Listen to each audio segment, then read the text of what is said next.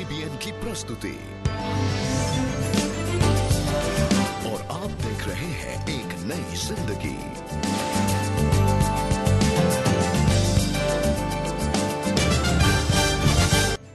आज एक नई जिंदगी में सालों बाद मेबल को मिला अपने अतीत के अनुभवों के बोझ से छुटकारा और लक्ष्मी के गांव तक पानी पहुंचाया सीबीएन।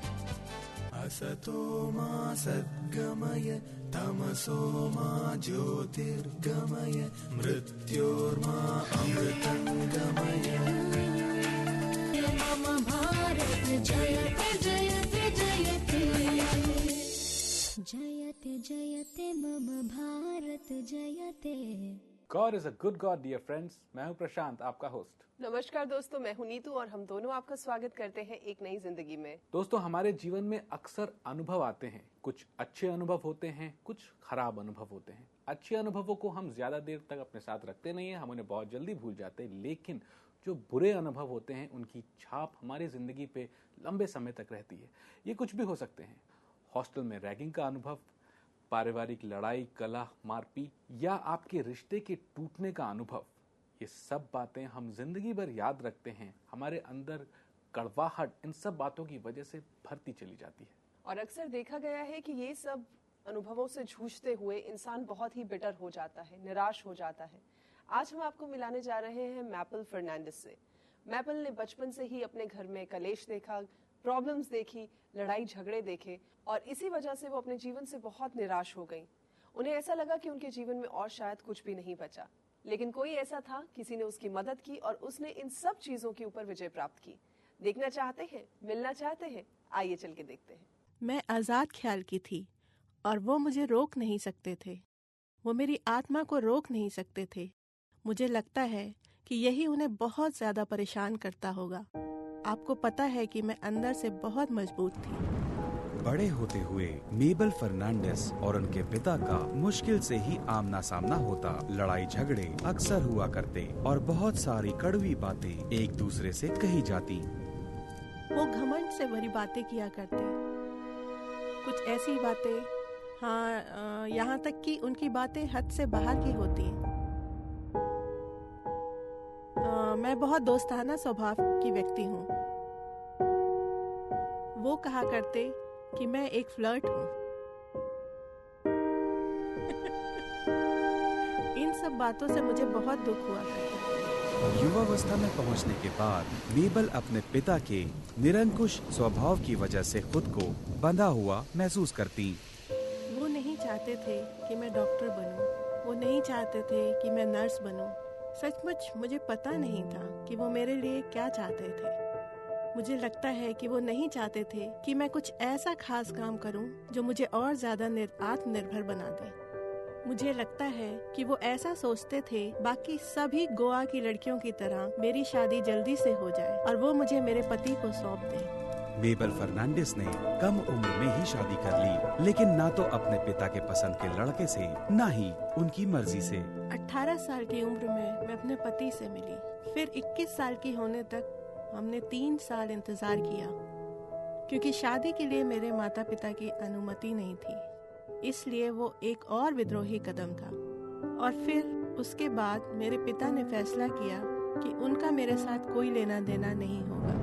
मेबल के माता पिता उनकी शादी में नहीं आए, लेकिन वो अपने नए जीवन को लेकर काफी उत्साहित थी और उन्होंने अपना नया कदम आशा के साथ आगे बढ़ाया। वो वायुसेना में थे। इस वजह से मेरी जिंदगी चकाचौंध से भरी थी, क्योंकि मुझे पार्टियां करना, नाचना और जिंदगी के मजे लेना बहुत अच्छा लगता था। लेकिन मेबल की शादीशुदा जिंदगी वैसी नहीं थी जैसा उन्होंने सोचा था। जब मेरी शादी हुई, मेरा जीवन बहुत ही अलग था। और तब मैंने जाना कि हालांकि मेरे पति मुझसे बहुत प्यार करते थे, मैं उनसे प्रेम करती थी, लेकिन हम बहुत अलग थे। वो एक सैनिक थे, वे मुझसे 9 साल बड़े थे और मैं कॉलेज जाने वाली लड़की थी जिसके बहुत से साथी थे। मैं खुद को बहुत नीचा देखती, क्योंकि मेरे पति मेरी अपेक्षाओं पे खरे नहीं उतर पाए और मेरी बहुत सी आशाएं थीं और मैं खुद को फिर से अकेला महसूस करने लगी। मेबल और उनके पति आखिरकार अलग हो गए। मेबल जीवन के साथ आगे बढ़ती रहीं, लेकिन उनके बचपन और युवावस्था के जख्म, दर्दनाक यादें और तनावपूर्ण शादी की बात उनके दिल को कचोट रही थी। 1975 में मेबल को एक करिश्माई सभा में प्रवेशक की भूमिका निभाने का मौका मिला। उनका काम लोगों को प्रार्थना के लिए आगे ले जाने का था। और फिर मैं वहाँ पर उन लोगों को देख रही थी और मुझे लगा कि मैं पूरी तरह से ठीक हो चुकी हूँ। लेकिन जब सब लोगों ने प्रार्थना खत्म की तो उन्होंने बस अपना हाथ उठाकर मुझे छुआ। मेबल जमीन पर गिर पड़ी और उनको परमेश्वर का एक ऐसा अनुभव हुआ जिसने उनका जीवन हमेशा के लिए बदल कर रख दिया।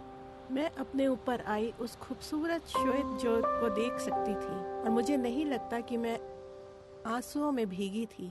बस स्वर्ग में होने का एहसास था। गाने वाला बहुत ही खूबसूरती से गा रहा था और मैं मदहोश थी। बस परमेश्वर से पाती जा रही थी, पाती जा रही थी, पाती जा रही थी। उस समय के बाद से मैं पहले जैसी नहीं रही। मैं अलग हो गई। वो सभी कुछ, जो भी चीजें थी, सारी अंदरूनी घाव और क्रोध, सब कुछ चला गया। और वो सच्ची घटना थी जब परमेश्वर ने पानी की नदियाँ मेरे ऊपर डाली और मुझे पवित्र कर दिया। पहले मेबल के जीवन में जो असंभव लग रहा था, वो यीशु के आने के बाद संभव हो गया। उनके अपने पति के साथ संबंध पहले जैसे और मजबूत हो गए। आखिरकार यीशु ने उनके पति के दिल को भी छुआ और उन्होंने भी यीशु को अपने जीवन में स्वीकार किया। उनके जीवन का वो आखिरी दिन मेबल को आज भी याद है। उस रात उनके साथ सबसे आखिर में मैं ही थी और हमने बहुत सारी अच्छी बातें की और वो बहुत ही सुंदर बातें थी और मुझे पता था कि उन्होंने यीशु को स्वीकार कर लिया है। फिर मैं उनसे अलविदा कहकर वापस लौट आई और आधे घंटे के बाद वो नहीं रहे। मुझे रोना चाहिए था या परेशान होना चाहिए था, लेकिन मुझे शांति का एहसास हुआ, जैसे वो कह रहे हो, देखो अब मैं एक अच्छे स्थान पर हूँ, मैं कष्ट नहीं भुगत रहा, मुझे कोई परेशानी नहीं है, इसलिए तुम उदास मत होना। वो बहुत बढ़िया था। अब ना कोई शिकवा है और ना ही कोई अनकही बात। मेबल जब पीछे मुड़कर देखती हैं, उनको एहसास होता है कि जिस दिन उनका परमेश्वर से सामना हुआ था, उसी दिन उन्होंने उनका दर्द दूर कर उनको फिर से एक नया व्यक्तित्व बनाया। उसके बाद वो सलाहकार बनकर लोगों को उस आत्मिक चंगाई को प्राप्त करने में मदद कर रही हैं, जिसका उन्होंने खुद अपने जीवन में अनुभव किया है। मैं सोचती हूँ कि परमेश्वर ऐसा करते हैं, वो हमें ऐसे रास्तों से लेकर जाते हैं ताकि हम दूसरों की मदद कर सकें और वो उन परेशानियों से ना गुजरे। मुझे लगता है ऐसा ही है और अब मैं उसको इसी नजरिए से देखती हूँ। हमने अभी अभी मेबल फर्नांडिस की कहानी को देखा। अगर क्लोजली इवैल्यूएट किया जाए या एनालाइज किया जाए तो उनके जीवन में और किसी चीज से ज्यादा उनके दिल में जो घाव थे, जो कड़वाहट थी, जो निराशा थी, वो निकलना बहुत ही जरूरी था। और वो सब कुछ तब हुआ जब परमेश्वर ने उन्हें स्पर्श किया। क्या आप उस स्पर्श को महसूस करना चाहते हैं? क्या आप जानना चाहते हैं कि आखिर ये क्या शक्ति है, ये कौन सा परमेश्वर है?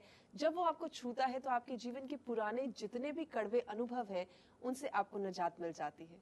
दोस्तों, आज मेबल की कहानी को देख के आप क्या सोचते हैं? क्या करना चाहते हैं अब आप?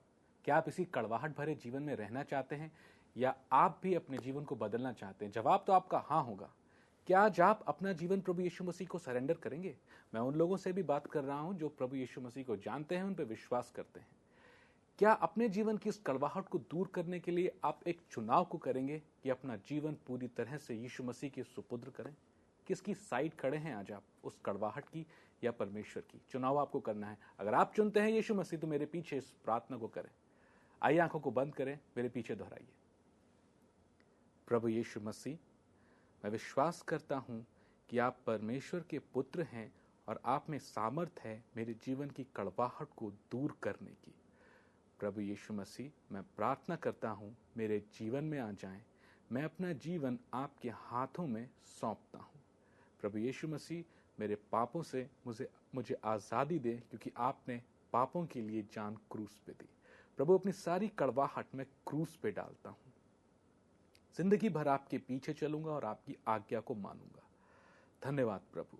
प्रभु, हम प्रार्थना करते हैं उन लोगों के लिए जिनके जीवन में कड़वाहट है और वो अपना जीवन बदलना चाहते हैं, प्रभु आज उन्होंने अपना जीवन आपके हाथों में सौंपा है। प्रभु उन सभी लोगों के लिए जिन्होंने हाथ बढ़ा के आज इस प्रार्थना को किया है, पिता प्रार्थना हम करते हैं उनके जीवन से ये कड़वाहट दूर हो जाए और उनके जीवन में खुशहाली आ जाए। आज इसी समय से यीशु मसीह के नाम से ऐसा हो जाए, आमेन आमेन। दोस्तों, क्या आप जानते हैं परमेश्वर कड़वाहट को मिठास में बदलता है। It's a character of God. God can change मारा इनटू स्वीटनेस। ऐसा परमेश्वर ने किया है और आपके जीवन की कड़वाहट वो मिठास में बदलेगा। जी, लेकिन ये सब करने में परमेश्वर को आपके विश्वास की जरूरत है। आप सोच रहे होंगे विश्वास कैसे आ सकता है, तो आपको विश्वास में बढ़ाने के लिए हमारे पास एक पुस्तक है, विश्वास के लिए भोजन। ये आप अपने लिए जरूर मंगवाएं, क्योंकि इससे आप जान पाएंगे कि उस विश्वास की दौड़ में आप आगे कैसे बढ़ सकते हैं। हो सकता है कि आपका एक्सपीरियंस भी मेबल की तरह हो। आप अपने अनुभव को हमारे साथ बांट सकते हैं। आप हमारी वेबसाइट cbnindia.tv पर जाकर अपना अनुभव हमसे बांट सकते हैं, या आप हमें कॉल करके भी अपना अनुभव हमारे साथ शेयर कर सकते हैं। किंतु मैं दोस्तों को और कुछ बताना चाहता हूं, लेकिन समय है एक ब्रेक का। दोस्तों, हमें लेना होगा एक छोटा सा ब्रेक। ब्रेक के बाद हम बहुत जल्द लौट के आएंगे, लेकिन ब्रेक में जाने से पहले हम आपके लिए लाए हैं अकेलेपन के ऊपर ये संदेश। तो आप इस संदेश को देखिए, हम यूं गए और यूं आए एक नई जिंदगी में। कभी कभी जिंदगी के इस सफर में हम अकेले पड़ जाते हैं और अकेलेपन में जीवन बोझ सा लगने लगता है। आज ही हमें 9910401010 पर SMS करें। आप हमें 012442867777 पर कॉल भी कर सकते हैं। हम आपके लिए प्रार्थना करना चाहते हैं। हमारे सलाहकार आपके लिए प्रार्थना करने और आपको सुझाव देने के लिए तैयार हैं।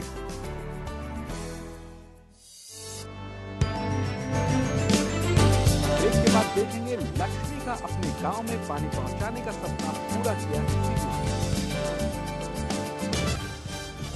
ब्रेक के बाद आपका स्वागत है और आप देख रहे हैं एक नई जिंदगी। दोस्तों, पानी जिंदगी में सबसे ज्यादा जरूरी है। आज इस बात को मैं सीख रहा हूं, क्योंकि आजकल पानी की किल्लत मैं बहुत महसूस कर रहा हूँ। पानी खाने के लिए, पीने के लिए, खाना बनाने के लिए, कपड़े धोने के लिए, नहाने के लिए बहुत ज़रूरी है। और अगर पानी ना हो तो कितनी परेशानियां होती हैं। मैं उन सारी परेशानियों से गुजर रहा हूँ और उन्हीं परेशानियों से गुजरी है लक्ष्मी। पानी जैसी बेसिक नेसेसिटी लक्ष्मी के पास नहीं थी। लक्ष्मी ने बहुत मेहनत की, बहुत सारे रिक्वेस्ट डाली, बहुत सारे निवेदन डाले अलग अलग संस्थाओं को, अलग अलग अथॉरिटीज को, ताकि उनके उस जगह में पानी का बहाव हो सके, पानी के लिए कुछ अरेंजमेंट किया जा सके। लेकिन आखिरकार उनकी मदद करने पहुंची CBN की टीम। आइए देखते हैं कि कैसे उनकी मदद हुई और कैसे लक्ष्मी और उसके पड़ोसियों को प्रभु ने एक बार फिर एक नया जीवन दिया। Widowed at a very young age, Lakshmi had a hard time bringing up her children. Now that they were married and gone, Lakshmi was left all alone to fend for herself. Her main challenge proved to be fetching water for her daily needs. We have water problem in our area. There is only one borewell in our village. Unfortunately, there were about 1,000 villagers who would just rely on that borewell. Lakshmi and all the women of the village spent valuable morning hours at the borewell, waiting for their turn to fetch a few pots of water, leaving them no time to do their domestic work or earn a living. I, being the president of 12 Dwakra Mahila groups, in which 250 women are present in Bhadrachalam wing. I am also a president for Chintalagudam village. And I tried my best to get one borewell in our village using the influence of collectors and other public officers. We used to address our water problem by writing letters to these government officers. But all my attempts were futile. Our water problem continued. We didn't get any solution from anyone. In addition to her advancing age, Lakshmi developed an abscess on her back, making it increasingly difficult to fetch water. At this time, the local pastor visited her and told her about Jesus. He encouraged her to pray to Jesus for her needs and her healing. I prayed one night sincerely. Surprisingly, the abscess burst and I became well. Very soon the seedless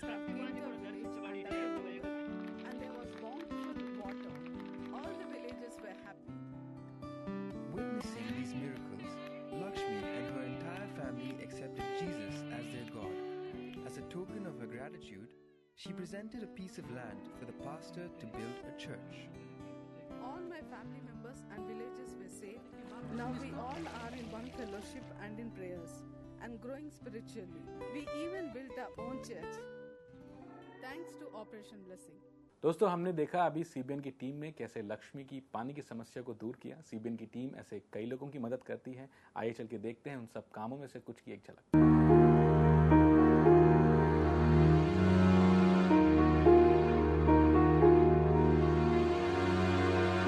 Bharat के 4 करोड़ लोग झुग्गी बस्तियों में रहते हैं।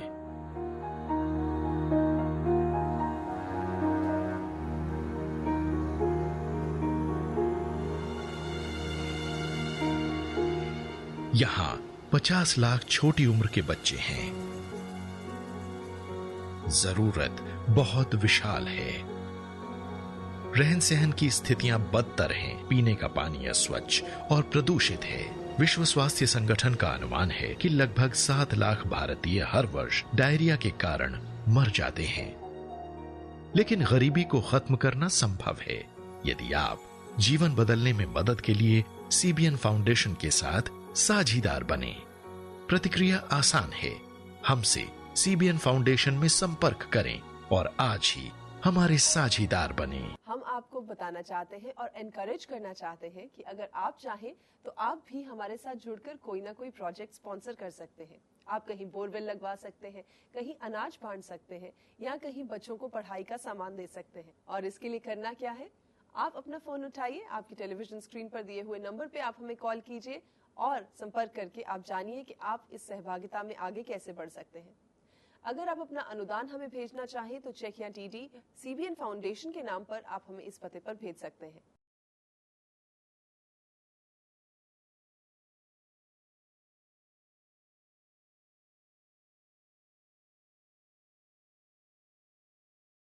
साथ ही हम आपको बताना चाहते हैं कि जो हमारे सहभागी हैं, जो हमारे पार्टनर्स हैं, उनके लिए हम एक बहुत ही विशेष तोहफा लाए हैं, मृत्यु के उपरांत जीवन। ये सीडी आपको इस सेट के रूप में मिलेगी जिसमें कि उन लोगों के साथ साक्षात्कार है जिन लोगों ने मृत्यु के उपरांत जीवन को देखा है। अगर आपके भी कुछ ऐसे सवाल हो मृत्यु को लेकर, मृत्यु के बाद के जीवन को लेकर, तो आपको उन सवालों के जवाब इस सीडी में जरूर मिलेंगे। जब आप हमसे फोन करके सहभागिता में जुड़ने के लिए पूछते हैं तो अपनी ये फ्री सीडी का सेट मंगवाने के लिए बिल्कुल मत भूलिए। दोस्तों, आप हमें फोन करना बिल्कुल ना भूलें। मैं तो कह रहा हूं आप इसी समय हमें फोन करिए क्योंकि हम लेने जा रहे हैं एक छोटा सा ब्रेक। इस ब्रेक के बाद हम बहुत जल्द लौट के आएंगे एक नई जिंदगी। बाइबल से एक संदेश, आपके भेजे मैसेजेस और प्रार्थना इस ब्रेक के बाद। ब्रेक के बाद आपका स्वागत है और आप देख रहे हैं एक नई जिंदगी। दोस्तों, इस समय हम आपकी भेजी रिक्वेस्ट के लिए प्रार्थना करते हैं, लेकिन आज हम उन रिक्वेस्ट के लिए प्रार्थना नहीं करेंगे। आप चिंता मत करिए, आपकी भेजी हर एक रिक्वेस्ट के लिए हमारे प्रार्थना सलाहकार प्रार्थना कर रहे हैं। आज हम ये समय लेंगे अपने देश के लिए प्रार्थना करने के वास्ते, क्योंकि हमारे देश के लिए प्रार्थना करना बहुत ज़रूरी है और ऐसा बाइबल में भी हमें परमेश्वर की तरफ से इंस्ट्रक्शन है। नीतू, क्या आप हमारे दोस्तों को बताएंगी ऐसा क्या कहा है परमेश्वर ने अपने देश के विषय में, व्यवस्था के विषय में, अपने अधिकारियों के विषय में कि हमें उनके लिए प्रार्थना करनी चाहिए? जी बिल्कुल प्रशांत, मैं आप सबसे भी बांटना चाहती हूँ कि परमेश्वर के वचन में लिखा है कि जिस राष्ट्र में आप रहते हैं उसके लिए प्रार्थना करें, अधिकारियों के लिए प्रार्थना करें और उस सारी जगह के लिए, वातावरण के लिए प्रार्थना करें ताकि परमेश्वर का काम उस जगह पर हो। और जब परमेश्वर का काम होता है तो फिर जितनी निराशा वाली बातें होती हैं, जितनी डिप्रेशन वाली बातें होती हैं, चाहे वो फाइनेंसेस को लेकर हो, इकोनॉमी को लेकर हो, चाहे किसी भी तरह की कोई भी गड़बड़ी क्यों ना हो, वो सब खत्म हो जाती है। रादर हम आपको एनकरेज करना चाहते हैं कि आप भी अपने देश के लिए दिन में एटलीस्ट एक बार जरूर प्रार्थना किया कीजिए। आइए सब प्रार्थना में चलते हैं। हे अनुग्रहकारी पिता परमेश्वर, हम आपके सामने इस समय प्रभु बहुत ही हलीमी से आते हैं। खुदावंद, एक मन होकर हम प्रार्थना करते हैं अपने भारत देश के लिए। खुदावंद प्रभु, हम इस जगह की इकोनॉमी के लिए प्रार्थना करते हैं। खुदावंद, जैसे कि हम देख रहे हैं पिछले कुछ समय से प्रभु हमारी इकोनॉमी डाउन जा रही है और दूसरे देशों की जो इकोनॉमी है हम पे प्रेवलेंट हो रही है। प्रभु, हम चाहते हैं कि आप हमारे अथॉरिटीज़ को, हमारी सरकार को खुदावंदा, और जितने लोग कंट्रोल करते हैं प्रभु इन सब चीज़ों को खुदावंदा, उन्हें आप अपनी समझ बूझ का आत्मा दीजिए। प्रभु, आप उन सबको वो प्रोविजंस दीजिए, वो अपॉर्चुनिटीज़ दीजिए खुदावंद, जिसमें वो लोग सारी जनता के बारे में सोच के प्रभु इस इकोनॉमी को बढ़ाने वाले हो जाएं।